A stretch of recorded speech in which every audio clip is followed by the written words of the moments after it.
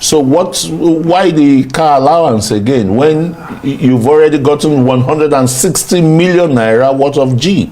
Well, you could have allowed me to first of all land before you load the second bullet. Because it's like your cannon is already loading. Cumulatively, when I was in the Senate, cumulatively all the allowances put together was 14.4 million naira per month. Okay. My salary was 1.something million naira. You have wardrobe allowances, you have your vehicle allowances, you have other allowances put together.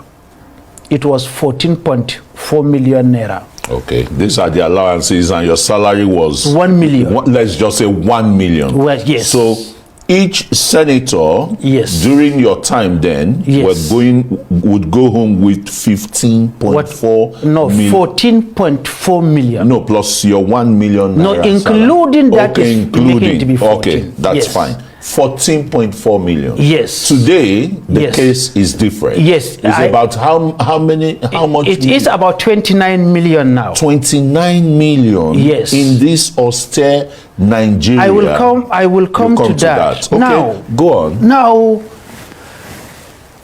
29 million looks big on paper. Just on paper. Just on paper. I am saying this as a very honest man. I am not trying to support National Assembly, an institution so vilified, and I have been a member of that vilified institution for 5 years. I am not siding with them, but I will bear the facts on the table. Openly, very quickly, but you are happy with the humongous money, right? It is not humongous. Just on paper. Go on. Just on paper. Okay. When I was in the Senate, my monthly salaries and allowances put together was about 14.4 million naira. Yes. And at the end of the month, the company I founded, which I was the managing director and the chief executive officer, when I won election, I had to leave the company to go into governance. Had to start subsidizing my own life, because the money that was coming or allocated to my office was 14 million, which was nothing, absolutely nothing, considering the demands, the want, the challenges faced by my own constituents on a daily basis. Now, let me put it this way. What are they demanding?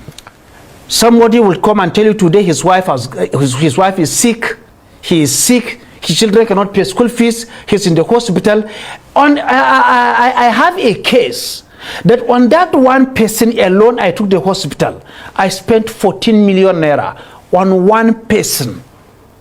And every month, from all over Adamawa State, in fact, at a point, from all over the country, my office is besieged with people looking for help. At a point, I don't like calling people's numbers.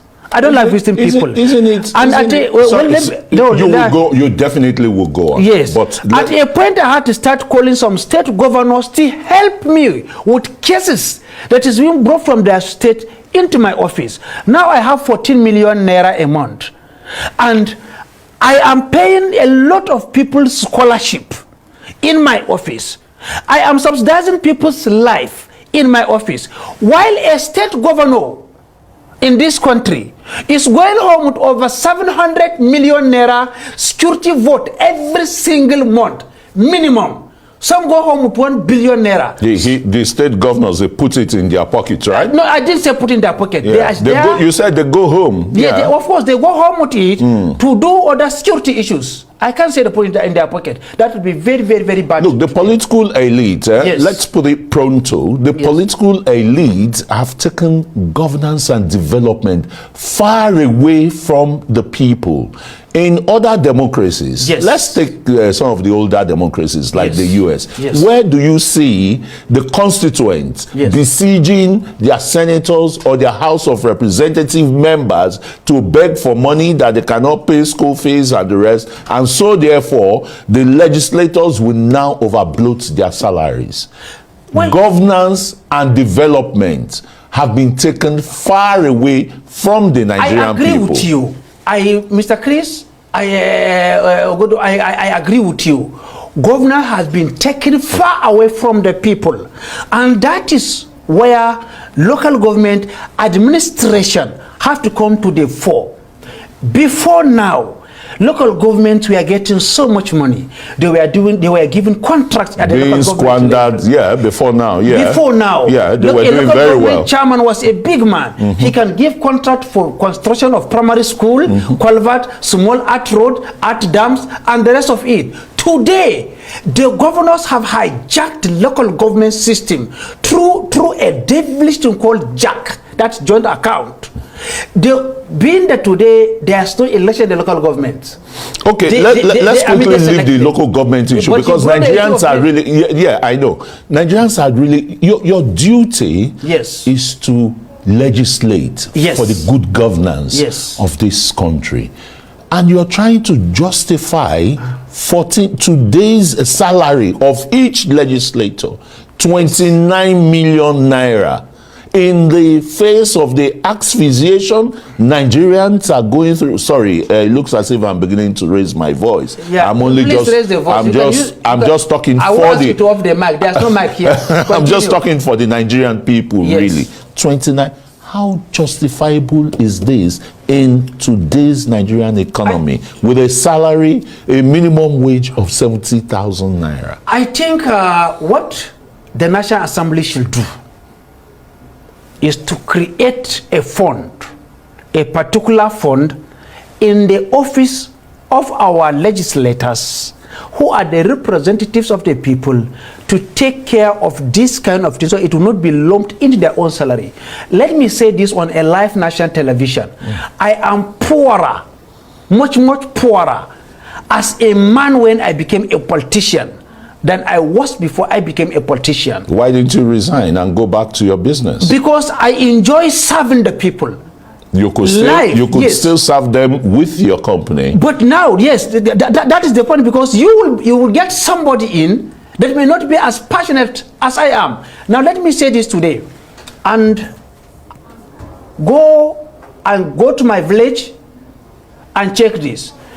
As a senator, I live in a room and parlor in my village. I never built a house.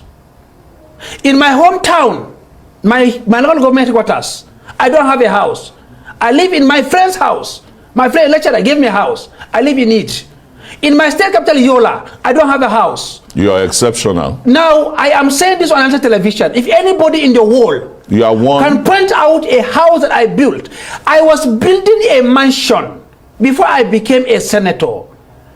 A 23-bedroom mansion with 9 parlors, with a swimming pool in the heart of Mubi. When I became a senator, I stopped it. I took over carrying people's burden, orphans, the vulnerable people. I took over. Their problem became my own problem. Sometimes when I see them, I weep. The conditions some human beings are living in. And you remember that God put this weight on your back. I cannot budge. But being in government at that national level, yes, you had a state government, because the people you're talking about, yes, your own constituents, for example, from your senatorial district, besieging yes, you for one assistance or the other. Yes. What kind of discussions do you have with the Adamawa State governor when you were in the National Assembly, the governor of Adamawa State, for example? We never had a discussion with my governor, because 3 months when I was elected into office, we fought. 3 months. We came on the same party. 3 months into office. On principles, we differed on principle. He might be doing his own right in his own way, because he's not here to defend himself, and it will be wrong to talk about him when he's not here. But we disagreed. 3 months. He has the right to come and appear. So if he 3 wants months. to. We parted ways. 3 months. In the next 1 year, I decamped to another party, because I can't sit in the same room with him. And you know why? I don't like injustice meted against anybody. I'm a man that is straightforward. Once I'm not straightforward, I won't stay with So you couldn't give him